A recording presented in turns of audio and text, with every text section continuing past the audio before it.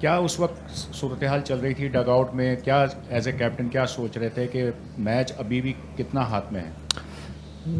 देखिए, ऐसी सिचुएशन पे हमने पहले भी मैचेस जीते हैं और जो हमारे प्लेयर्स थे उनका जो बिलीव था वो हमेशा से रहा कि यार हम इंशाल्लाह कर देंगे। और यही चीज़ एज ए कैप्टन चाहिए, तो क्योंकि मैंने जिस प्लेयर से भी बात की है वो जितना पॉजिटिव था तो वो मुझे पता था, चाह रहा था कि इंशाल्लाह हमारे हाथ में रिजल्ट आएगा। और दूसरा, मुश्किल सिचुएशन थी लेकिन हम स्टिल, हमारे जो रन रेट था वो काफ़ी अच्छा था। विकेट्स गिर रही थी लेकिन जो रिक्वायर्ड रन रेट था वो अंडर कंट्रोल था।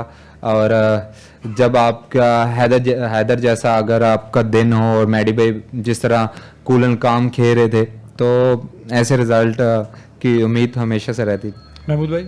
अच्छा शादाब, इस सीज़न में आपको इमाद वसीम आपके साथ ज्वाइन हुए, इमाद वसीम की परफॉर्मेंस को एज ए बॉलर बैट्समैन आप कैसे देखते हैं?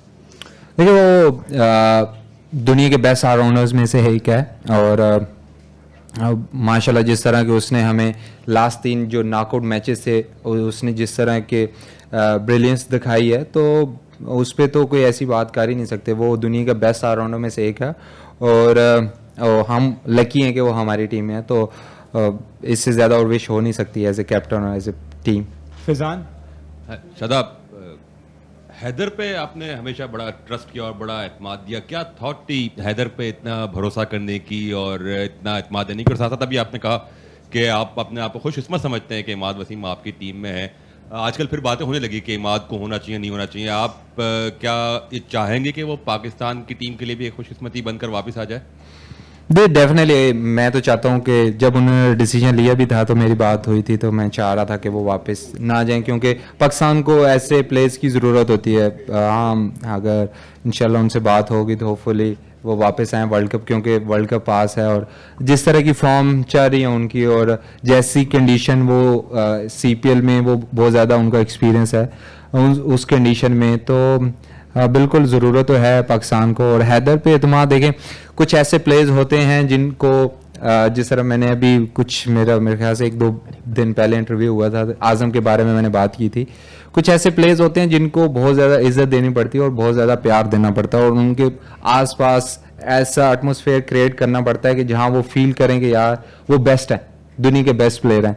तो हैदर के साथ क्योंकि वो जब नॉर्दर्न भी थी और रावलपिंडी से वो मेरे साथ खेलता रहा है, मुझे पता है कि वो किस टाइप का प्लेयर है। और जब मुझे मेरा ऐसा बिलीव है, हर इंसान इंडिविजुअल डिफरेंट सोच सकता है, लेकिन मेरा ऐसा बिलीव है कि जिसने कुछ थोड़े मैचेस भी अगर किसी टीम को जिताए हैं तो इसका मतलब है उसके एज ए प्लेयर उस पर कभी डाउट नहीं है। हाँ, फॉर्म 19-20 हो सकती है हर प्लेयर की, लेकिन एज ए प्लेयर कभी उन पे डाउट ना रखें कि यार वो नहीं ख़त्म। हम बहुत ज़्यादा जल्दी ये चीज़ कर देते हैं कि यार ये ख़त्म है, ये इसका टाइम ख़त्म हो गया है, ये वो।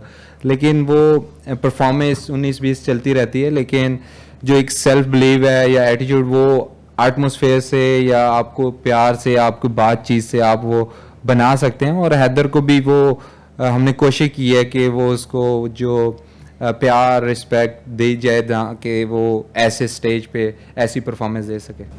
अच्छा शादाब, आपकी बॉलिंग पे सभी बात करें लेकिन आपकी बैटिंग दिन ब दिन जो हम देख रहे हैं कि बहुत अच्छी होती जा रही है और आज जिस तरीके से आपने 4 कैचेस लिए और एक बाबर का बहुत मुश्किल कैच था, वहाँ से मैच टर्न भी हुआ, तो क्या समझते हैं कि अब बहुत सारी बातें चल पड़ी हैं कि कप्तान चेंज होना चाहिए?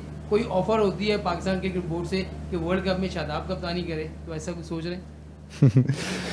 देखिए, ऐसी तो कोई बात नहीं है कप्तानी वाली। हमें सबको मिल के एक जब टीम बनानी, क्योंकि पाकिस्तान की एक टीम है तो उस पर चीज़ों को थोड़ा टाइम देना पड़ेगा, क्योंकि हम चाहते हैं कि अगर कोई भी इंसान आप ले आओगे वो चीज़ें एकदम चेंज नहीं हो सकती, उसको टाइम लगता है। बहुत सारी चीज़ों पे हम चाहते हैं कि यार जो अब मैंने आज चीज़ चेंज की है वो कल मुझे रिजल्ट मिल जाएगा, ऐसा नहीं होता। एक प्रोसेस होता है, प्रोसेस पे आप मोस्टली आप शायद स्टार्टिंग में आप फेलियर हो।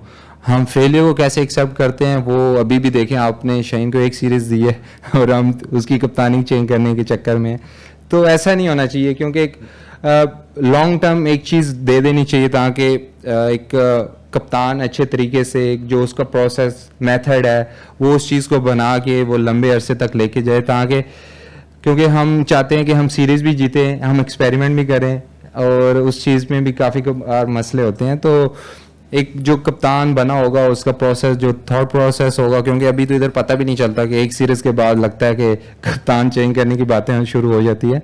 और वर्ल्ड कप का ये सीज़न है और वर्ल्ड कप आने वाला है, तो मुझे लगता है कि अभी हमें आइडेंटिफाई कर लेना चाहिए जो हमारे प्लेयर्स भी हैं, उनको एक लॉन्ग रन दें ताकि जब वर्ल्ड कप तक जाएं तो अगर हमारा जो भी हमारे मसले मसाइल हैं वो तब तक ख़त्म हो जाने चाहिए, क्योंकि मेरे ख्याल से 8 के 10 मैचेस हैं, उससे पहले T20 में 5 अभी न्यूजीलैंड और इंग्लैंड और आयरलैंड है, तो उस इतने मैचेस रह भी नहीं गए। तो जो भी हमारे प्लेयर्स हैं उनको उतना टाइम दे दें ताकि जब वो वर्ल्ड कप में जाएं तो उनको पता हो कि हमारा ये रोल है और उस रोल पे खेलने का, क्योंकि जब आप बार बार उस चीज़ को दोहराते रहते हैं, रिपीट करते रहते हैं, तो वो चीज़ें बेहतर होती जाती हैं। जी लास्ट क्वेश्चन फ्रॉम साइड, फिर हम यहाँ से क्वेश्चन। फील्डिंग पे काम, मैं फील्डिंग वैसे मैं बताऊं तो मैं नेचुरल हूँ, मैं इतना ज़्यादा काम नहीं करता।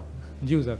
शदाब, आपकी बात को कंटिन्यू करूंगा। आपने कहा कि लॉन्ग रन देना चाहिए, रोल पता होना चाहिए। ये एक प्रिपरेटरी सीरीज़ है, हम कह सकते हैं वर्ल्ड कप के लिए, और हमारे बहुत सारे बैटर्स अपने नंबर्स पे नहीं खेल रहे। जिस तरह आप यूजुअली 6-7 पे पाकिस्तान टीम में 5 पे बैट करते हैं, यहाँ पे 4 पे आ रहे हैं, बाबर ओपन कर रहे हैं, रिजवान ओपन कर रहे हैं, साइम ओपन कर रहे हैं, फ़खर ओपनिंग कर रहे हैं। तो ये किस तरीके से जब हम टीम में जाएंगे तो चीज़ें कैसे सही होंगी, हमारा कॉम्बिनेशन किस तरीके से बनेगा? यहाँ पे सब अपने नंबर छोड़ के बैटिंग कर रहे हैं। देखिए मैं तो शो कर रहा हूँ दूसरा ये तो वैसे फनी बात, लेकिन देखिए एक अगर PSL भी है, अगर आप बोर्ड किसी फ्रेंचाइज से बात करेगा उसके वो चीज़ें नहीं चेंज करेगा, क्योंकि उन्होंने पैसा लगाया, वो बेस्ट प्लेयर उन्होंने रखे हैं, तो वो चाहते हैं कि वो जिस नंबर पे उनके स्टैट्स, क्योंकि आज का डेटा ड्रिवन है, तो वो देखते हैं कि जिस नंबर पे उनके स्टैट्स ज़्यादा अच्छे हैं वो कोशिश करते हैं कि उस नंबर पे उनको खिलाया जाए।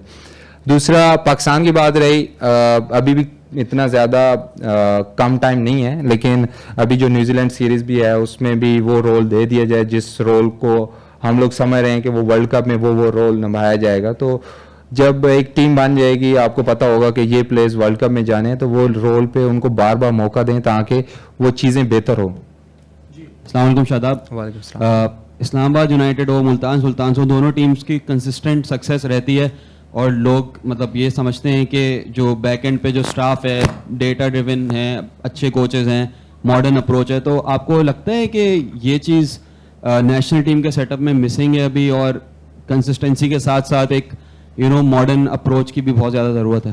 देखिए मॉडर्न डे जो क्रिकेट है उसके लिए आपको फेलियर एक्सेप्ट करने पड़ते हैं, और एज ए नेशन हम लोग मैंने पहले भी बात की है कि हम फेलियर एक्सेप्ट नहीं कर सकते।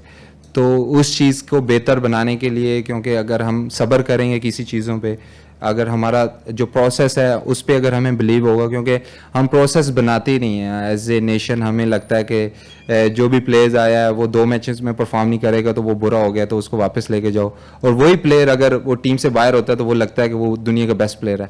तो ये मुझे लगता है कि इस चीज़ पे अगर हम जो प्रोसेस है तो उस पर अगर यकीन रखेंगे तो कंसिस्टेंस, क्योंकि अगर फेलियर होते भी हैं तो उसको एक्सेप्ट किया जाए। ऐसा नहीं है, टीमें बनाने के लिए आपको पहले फेलियर को एक्सेप्ट करना पड़ता है, तो मुझे लगता है वो चीज़ मिसिंग है, जिसकी वजह से हमें लगता है कि हम मॉडर्न डे क्रिकेट नहीं खेल रहे as in Pakistan team. But franchise cricket में आपको पता है कि आजकल की क्रिकेट की डिमांड ही है कि आपको मॉडर्न डे क्रिकेट खेलनी है। जिस तरह का आज भी मैच हुआ, आप देख लें कि वो सिचुएशन ऐसी थी, लेकिन स्टिल वो 1 ओवर पहले फिनिश हो गया। तो मॉडर्न डे क्रिकेट आज की तो यही है।